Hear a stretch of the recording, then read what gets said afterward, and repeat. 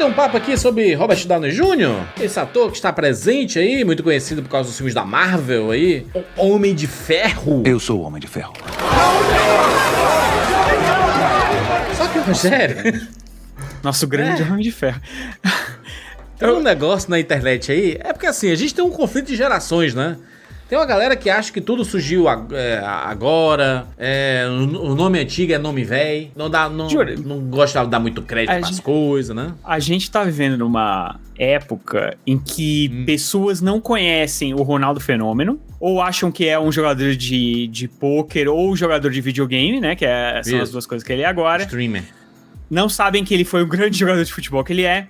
Nesse carnaval, teve uma galera que fez umas pesquisas nos bloquinhos, na Sapucaí, perguntaram sobre a Carla Perez. Pessoas não conhecem, não sabem quem foi Carla Perez. É natural que aconteçam alguns enganos, e grandes nomes que a gente tem como Robert Downey Jr., por exemplo, que pra gente... quem que não conhece Robert Downey Jr.? Tem muita gente que vê lá o Homem de Ferro, reconhece, mas...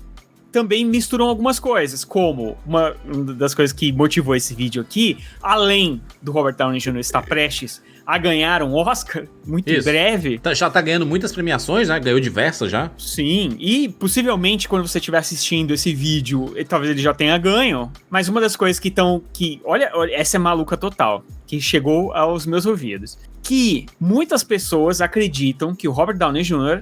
é o Charlie Chaplin. Então, sabe o Charlie Chaplin, aquele grande cineasta do começo do século? Do século XX, caralho, ali, pelo amor de Deus, né? O Charlie Chaplin, um dos gênios do cinema, um dos precursores ali, Charlie Chaplin, clássico. Né? Eu não sei quem foi que começou essa história, quem foi que espalhou. Eu sei que ela se espalhou de verdade. O povo e aí começou tem pessoas a acreditar que o Downey Jr. é o Chaplin, o tiozinho do bigodinho ali, do chapeuzinho e tudo. Sendo que... é só porque ele fez o Chaplin numa biografia. Exatamente. Só que na imagem das pessoas, né, dos jovens, ele é o Charlie Chaplin, que desistiu da carreira de diretor e passou a fazer o Homem de Ferro.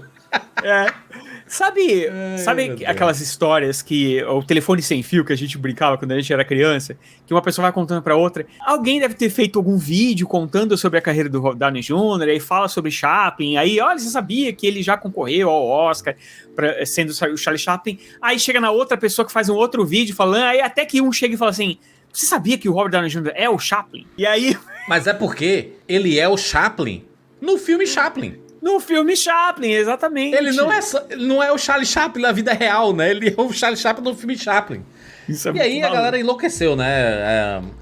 O pessoal começou a compartilhar, dizendo assim, caraca, bem que eu vi um filme dele na escola, não sei o que, modernos. E aí o cara acha mesmo que é o Robert Downey Jr.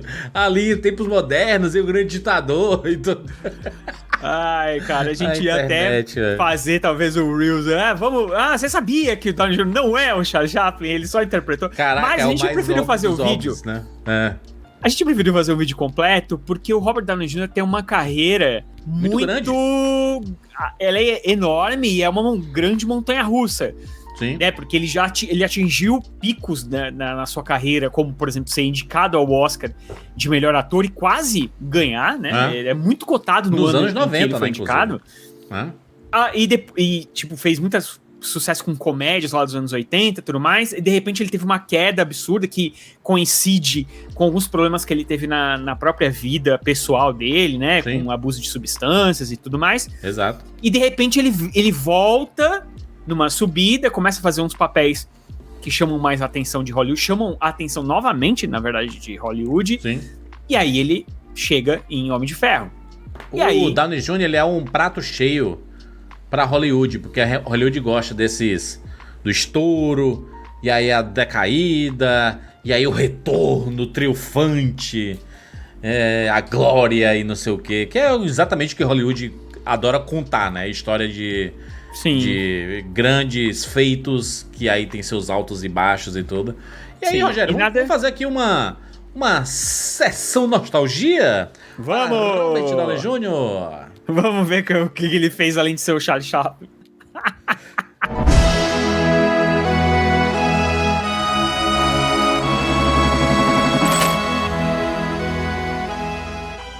Ele é filho do Robert Downey, né? Inclusive, no começo da carreira, vou até descer um pouquinho, ó. Ó, tem 90 coisas que o Downey Jr. fez na carreira.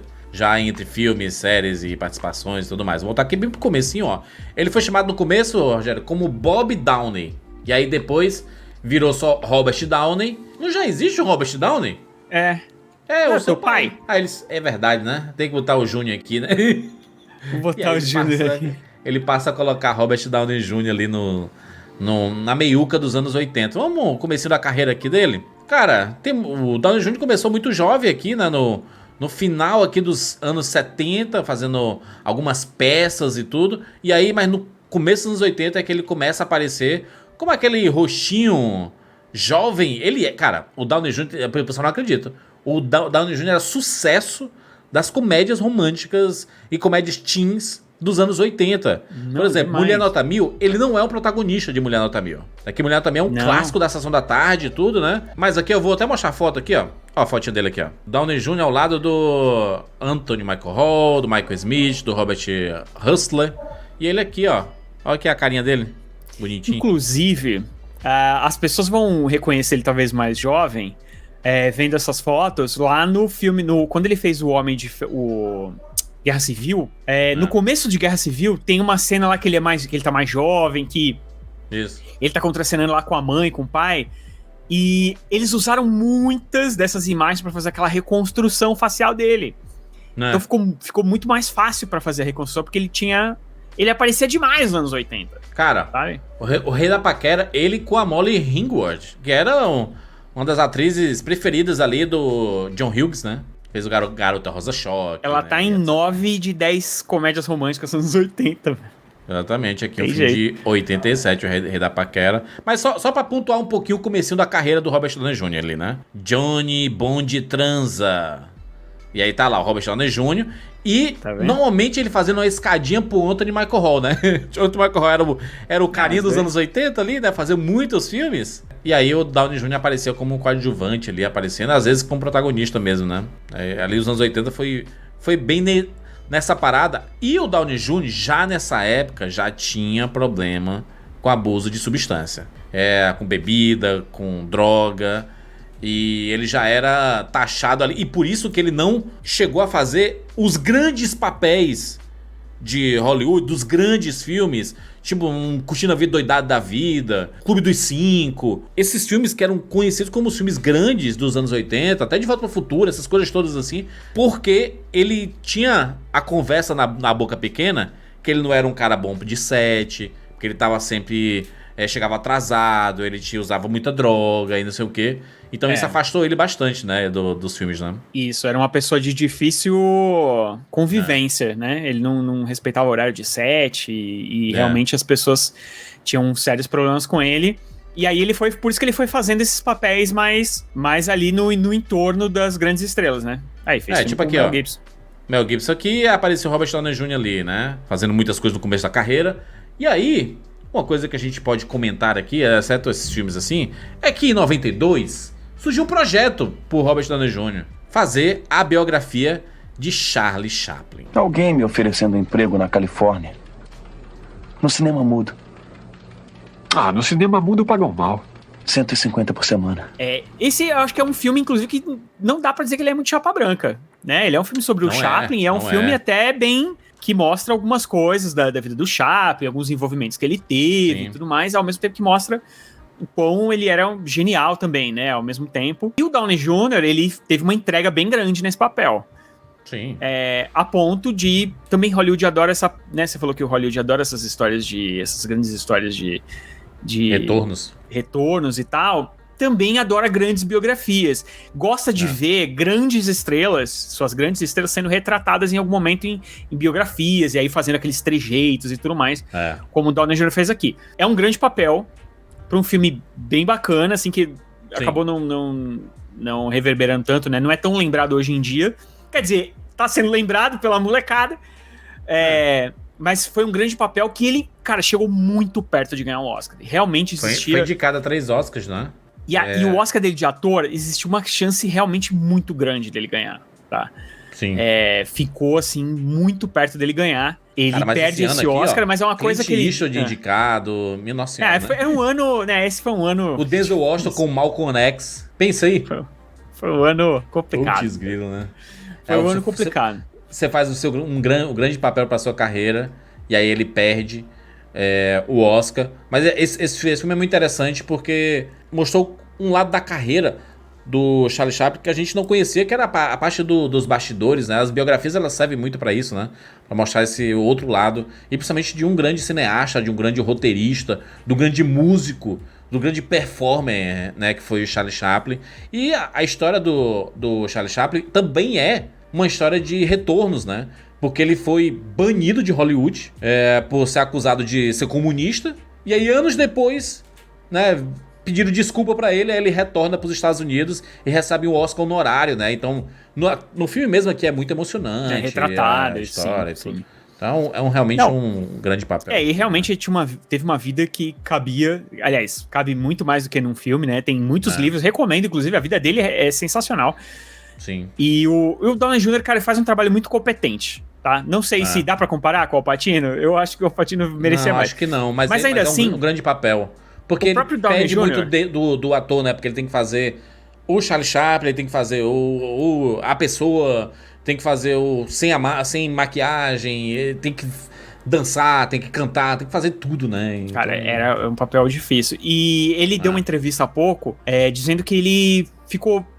Que no fim, ele ficou bem triste de ter perdido, sim, mas que no fim das contas, hoje em dia, foi ótimo pra ele ter perdido, porque ele acredita que se ele tivesse ganho esse Oscar nessa época, ele teria... enlouquecido. Porque ele despirocado, como se fala, né? Se ele já meio que despirocou depois que ele perde... Ele falou que se tivesse ganho, aí teria subido ainda mais a cabeça dele. Ele ia se achar o maior ator de Hollywood, e aí ele com o problema de vícios que ele tem, ele podia ser até fatal pra ele quase, né? Exatamente. Muita gente acha que ele parou a carreira depois disso. Ele fez esse Shortcuts, que é um filme do Robert... Esse filme que eu tava confundindo, que é o do Robert Altman, que é talvez foi um dos maiores diretores aí dos anos 80, 70, um diretor incrível e tal. Então ele fez Assassinos por Natureza, ele não parou a carreira, porque muita gente acha, ele parou a carreira. Não, ele continuou, só que sempre fazendo papéis cada vez menores. Em Assassinos por Natureza, inclusive ele faz um jornalista lá, que meio que faz toda a ligação do filme e tudo mais. Isso aqui é um filmaço, hein? Assassinos por Natureza é um filmaço, e tem um negócio importante, é que ele foi fazendo esses papéis... depois do Chaplin. E, cara, são papéis, assim, de filmes realmente que não são muito marcantes, se você imaginar. E era um cara que foi indicado ao Oscar e tudo. Mas por quê? A fama do Downey Jr. tava cada vez pior, de que era um ator complicado. Então você tinha que contratar sabendo que ia ser bucho, sabe? Ia ser problema. Então, e aí ele você ia ter talento... se queimando grande, né? Você ia ter talento, mas você ia ter que encarar... sabe? E ele mesmo admite isso, tá? Não é uma coisa que tá se dizendo só pelo que se diz. Aliás, a gente não tá dizendo aqui só pelo que se dizia na época. Ele mesmo já admitiu que era realmente muito difícil trabalhar com ele, né? Porque ele foi fazendo... Esse aí é uma adaptação de McKellen, né? Shakespeare e tudo mais. Ele vai fazendo esses pequenos filmes, esses pequenos papéis, até que ele vai fazer... Até quando ele chega em Beijos e Tiros. Mas ele fez o Premonição, né? Que é o... ele fez os Picaretas, fez a Premonição, fez o US Marshals, né? Mas todos papéis pequenos. Alguns até são um pouco maiores, assim, mas ele vai aparecendo. E aí ele fez o Ally McBeal. O Ally McBeal foi o que trouxe a carreira do Robert Downey Jr., a participação na série. Antes do Ally McBeal, ele foi pra clínica de reabilitação, foi preso. Downey Jr. foi preso, né? Era tratado como um ator problemático, difícil de trabalhar. Ali 98, 99, 2000 foram anos péssimos pro Downey Jr. E ele passou muito tempo na reabilitação. E ainda que com problemas, ele fez a participação dele no Ally McBeal, Vida de Solteira, fez 25 episódios ali. Então é uma participação recorrente, né? E aí ele começou... As pessoas começaram a ver, cara, esse cara é legal, né? Uma comédia aqui, pô, o Downey Jr., né, cara, anos 80 ali. Olha aí, o cara tá bem, não sei o quê, vamos começar a trazer ele de volta aí. E aí ele começou a fazer papéis, participações aqui, tipo na Companhia do Medo ali que ele fez. E aí ele foi voltando, ainda que com recaídas também mas muito menos do que antes, ele chega e faz o Beijos e Tiros, né? Que é realmente o Beijos e Tiros ele, né? Porque você deu de frente de novo com ele entregando. Porque o que ele vinha fazendo era ganhar dinheiro pra sustentar as coisas que ele tava fazendo, certo? Sim. Era basicamente isso, eram trabalhos que ele fazia de qualquer jeito pra pegar o dinheiro do cachê e qualquer coisa. Em Beijos e Tiros, você já vê ele realmente trabalhando. Você vê uma entrega dele, você vê que é um... Sabe? Ele fala, né, que o filme do diretor... do Shane Black, o cara que fez lá Shane Black salvou a vida dele. Os Máquina Mortífera e tudo, né? O cara fudidaço, né? Tanto que ele paga, né? Depois ele paga essa dívida que ele teve com o Shane Black, ele vem dirigir o Homem de Ferro 3, né? 3, exatamente. Mas tá aí, a carreira dele foi voltando aqui no Beijo de Tiros. É um filme bem, bem divertido. É bem bom esse filme. E aí ele começou a fazer, né? Ele fez o George Clooney, né? O Boa Noite e Boa Sorte. Começou a fazer outros filmes. Esse Homem Duplo é aquele do Keanu Reeves, se eu não me engano. É aquele do Keanu Reeves, é do... O do Richard Linklater, né? Linklater, esse filme é do Linklater. Linklater. Com a Winona Ryder e tudo. Esse filme é bem legal. Esse filme tem um elencaço. Né? Um elenco absurdo. Eu lembro de já assistir na época, já assistia Cinema com Rapadura aqui. Faz aqui o A Pele. Faz o Zodíaco, né? Ele participa esse aí. da participação do Zodíaco. Aí é David Fincher, né, meu amigo? David Fincher é outro patamar. Fincher. Até que ele chega em 2008. E aí, na aposta aqui do Kevin Feige e do Jon Favreau, ele chamou o Downey Jr. pra fazer o Homem de Ferro, né? É uma revolução de escalação. O Christopher Nolan tá dando diversas entrevistas recentes aqui. Ele disse que é uma das maiores escalações da história de Hollywood. Assim, e eu concordo. Transformador pra Hollywood, porque o MCU não seria o mesmo sem Robert Downey Jr., né? Não seria. Juras, só pra galera entender, o Homem de Ferro era um personagem praticamente desconhecido pra quem não é leitor de quadrinho. Sim. Tá? Não tinha grandes reproduções na TV, em qualquer outro lugar. Era um personagem que ninguém sabia. Basicamente videogame, né? A gente tinha que conhecer o Homem de Ferro pelo videogame. Muito basicamente. Aí tinha aquela história, a história de sempre, né? Que era o demônio da garrafa. Era o cara que usava droga, né? Que aliás, que era alcoólatra e herói ao mesmo tempo, né? Mas assim, muito passando. Durante muito, muito, muito tempo ficou marcado como personagem que seria do Tom Cruise. Isso. Tom Cruise ia ser o Homem de Ferro. Durante muitos anos a gente escutou isso. Até que um dia eles falaram de Robert Downey Jr. Você fala, quem é aquele cara dos anos 80? Porque assim, a gente viu ele ali em Beijos e Tiros. Aquele cara problemático dos anos 80. E aí, meu amigo, quando eu fui assistir esse filme a primeira vez, foi um choque tão absurdo, assim, porque eu nunca vi um papel casar tão bem com um ator. Né? Cara, o MCU é a persona de Tony Stark, que automaticamente é a persona de Robert Downey Jr., cara. É isso. É incrível. O primeiro filme é nada do que a gente vê hoje em dia na Marvel é o que era o primeiro filme, tá? Não tem nada igual. O primeiro filme, nada. Assistam hoje, tá? Pega aí pra assistir hoje Homem de Ferro. O primeiro Homem de Ferro é um filme que falava antigamente, é um filme sexy, sabe? Ousado. É diferente, né? É um filme que mostra toda a personalidade do que é o Tony Stark, sabe assim? E que esse personagem que foi esmiuçado durante todos esses anos de MCU, né? Cara, foi uma escalação perfeita. Eu concordo com o Christopher Nolan. É uma das maiores escalações da história de Hollywood, assim. Não tem nada parecido. O cara... Porque uma coisa é você ser escalado pra um filme, ou até pra uma trilogia, e acabou. O cara ficou 10 anos sendo um rosto de uma franquia cinematográfica e que muito se passava pelo arco dele, né? Pelo arco do personagem dele. Aconteceu muitas coisas ao redor e tudo, mas quando chegavam os Vingadores, tudo passava por ele.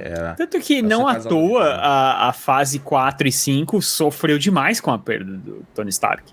Né? E da persona do Downey Jr., porque era uma coisa essencial pro universo da Marvel, sabe? Sim. Aí a galera pode falar, não, mas ele ganhou muito dinheiro, ficou bilionário. Ok, realmente ganhou muito dinheiro, mas ele também fala, né, que isso eu vi numa entrevista dele com o David Letterman, lá no programa da Netflix, e ele fala, né, que o Homem de Ferro meio que também ajudou a salvar a vida dele, porque ele não podia se entregar, né, para os vícios do passado, Sim. Porque ele sabia que era importante ali, tinha contrato e ele não queria, principalmente que ele não queria mais que as pessoas associassem ele com coisas ruins. E ele era que associassem ele com... de crianças, né, cara? As crianças amam o Homem de Ferro.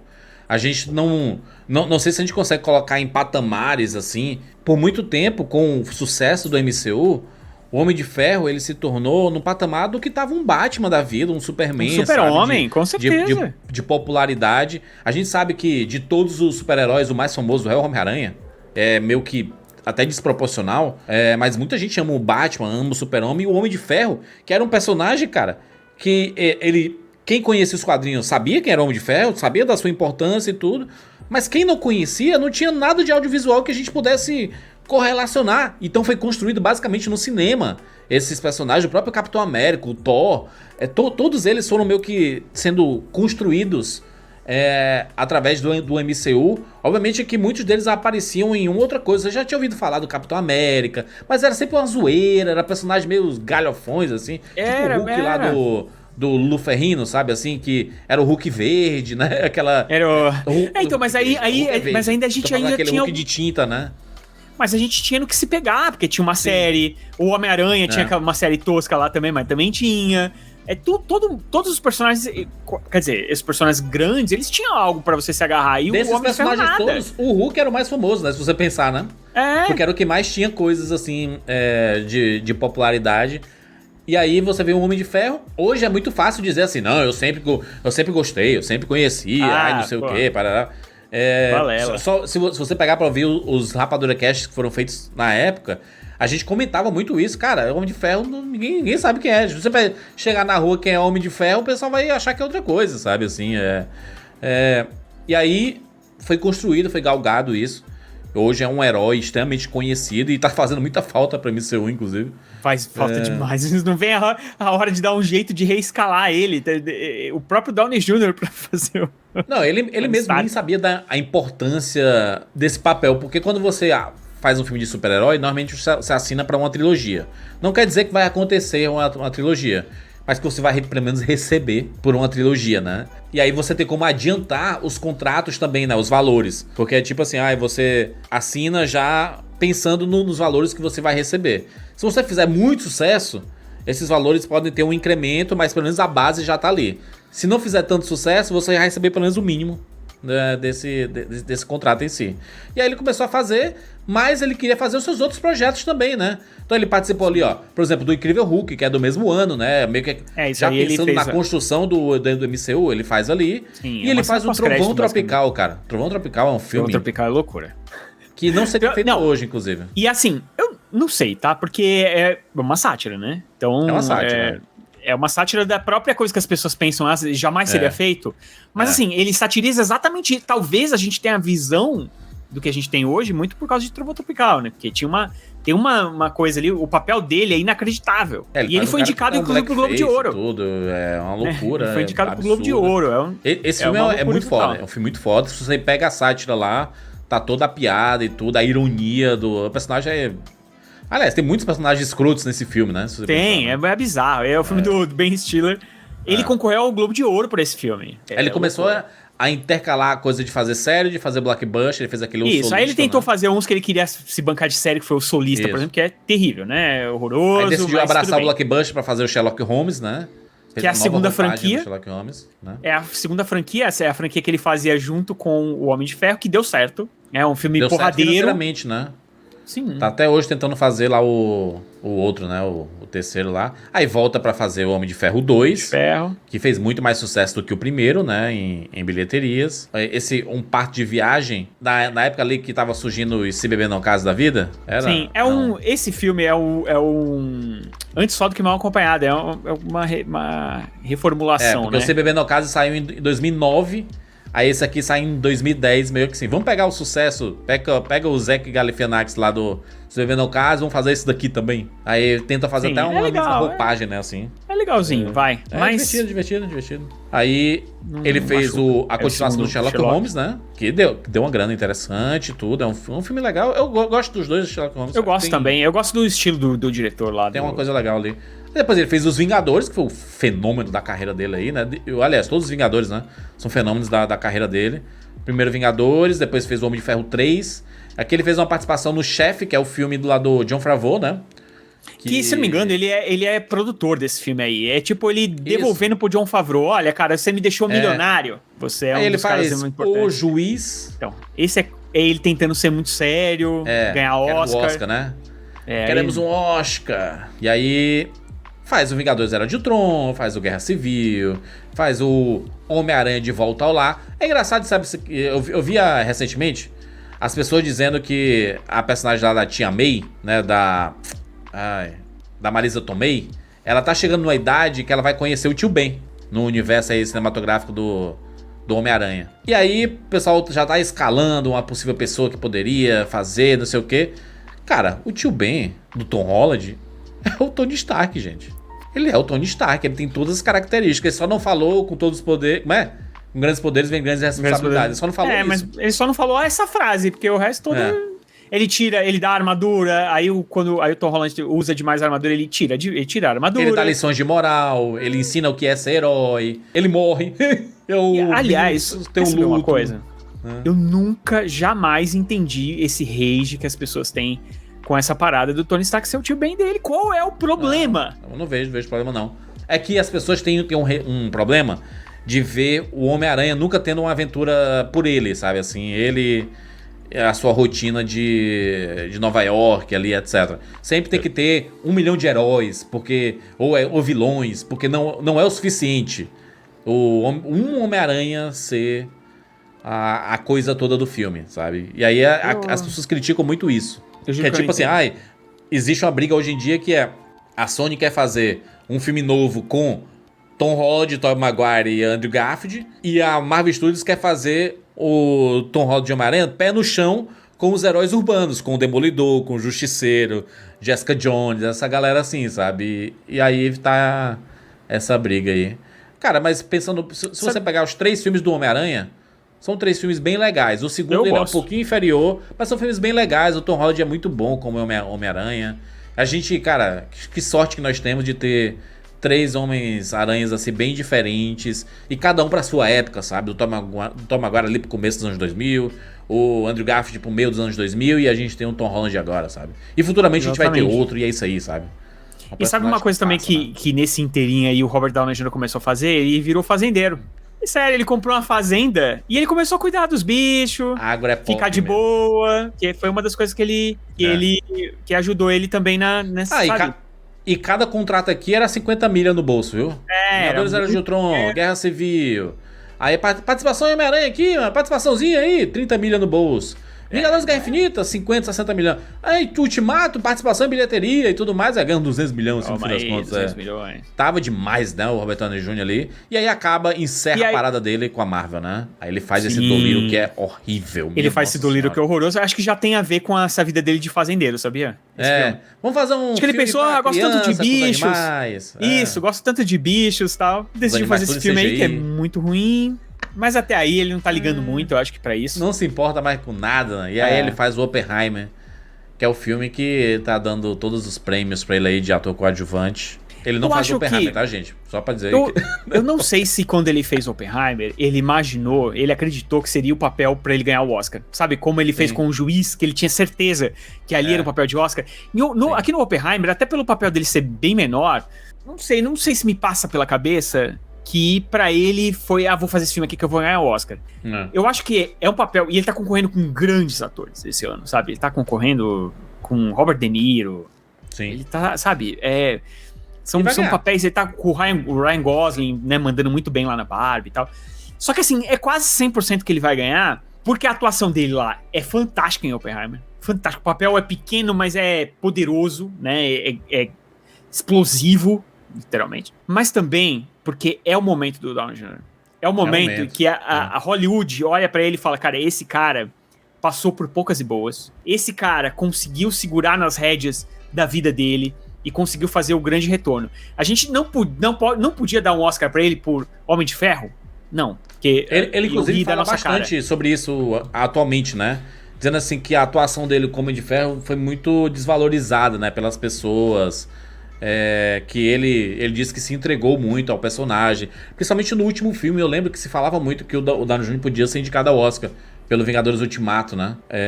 Apesar de eu achar que ele tá muito bem no Guerra Civil ali, sabe? Ele manda bem demais e tem uma parada mesmo de preconceito. Vamos falar real aqui, em Guerra Civil, ele tem uma entrega absurda, Júlio, em Guerra Civil. Porque ele, lá no começo do filme, ele tem que... adolescente, né? Ele mesmo lá adolescente... Tem toda uma parte emocional do filme ali que é meio esquecida por causa da guerra, por causa da briga no aeroporto, mas, cara, tem essa parada dele da busca da família, da perda, na verdade, a busca não, né, da perda da família e dessa vingança. É ótimo o papel, só tem o preconceito de Hollywood de, filme de herói não vale. Filme de herói ele só indica os vilões, né? A não ser que seja sério, né, que nem o Coringa e tudo mais.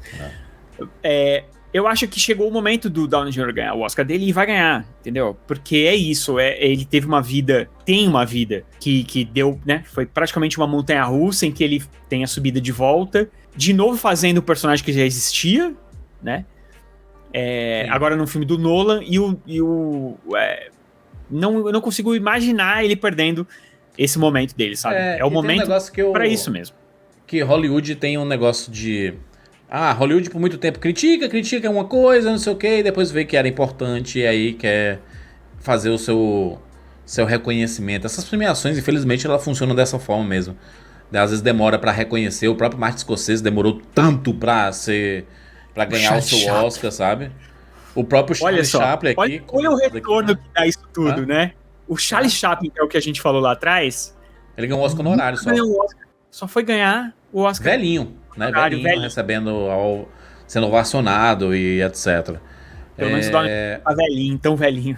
Reconheceram antes. Pra muitos, o Oscar não tem significado pra nada e tudo mais, mas pra comunidade artística, eles valorizam muito, porque são os próprios atores que elegem, né, o vencedor, e aí dá um grande reconhecimento de carreira, né, assim. Mas tem esse negócio da importância, sabe? Por muito tempo...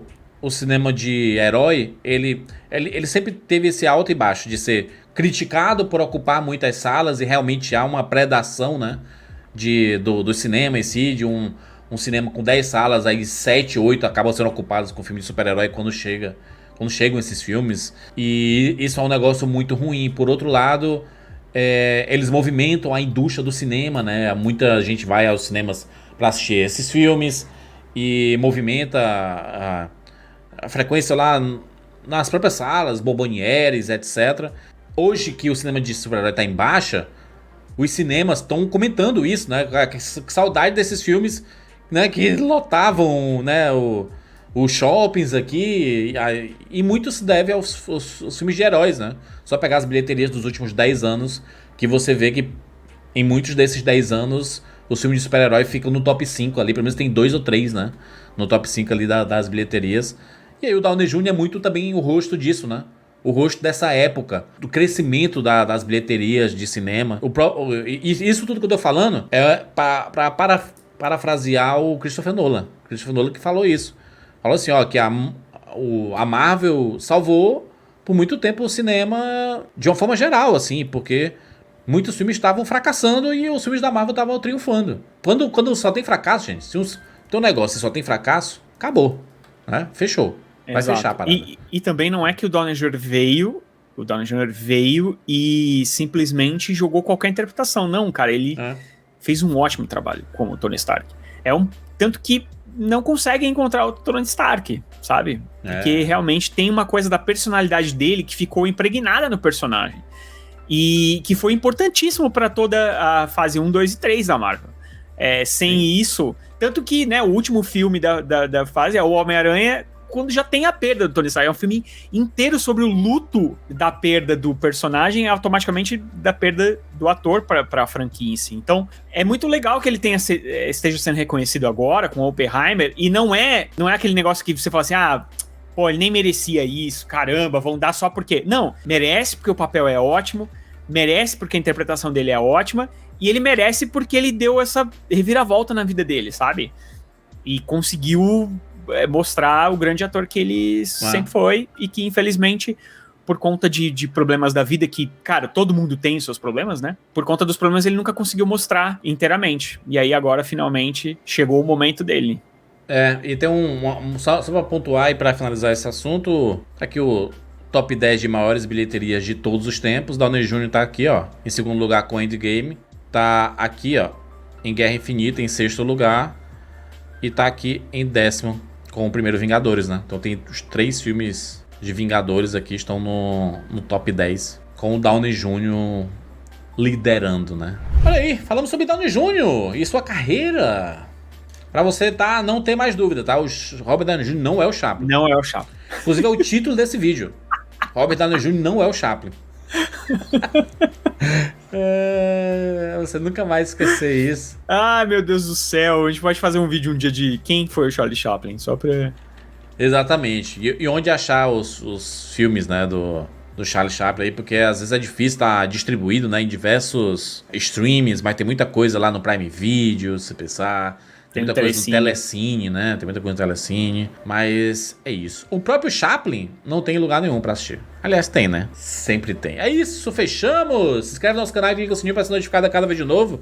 Qual é o seu filme favorito do Robert Downey Jr. aí? Coloca nos comentários.